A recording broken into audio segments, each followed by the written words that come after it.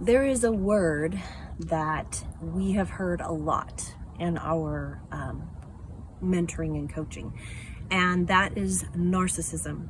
Narcissism has been used a lot more lately. It's kind of the catchphrase for what we see as, yes, maybe people that are highly selfish and yet would not be diagnosed by a professional as being an actual narcissist, which is a psychotic behavior, mental disorder.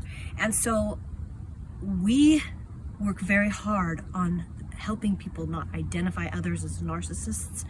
And if there is a possibility of that, we recommend that they get professional help. For Jamie and I, what we know is that everybody's on the scale somewhere.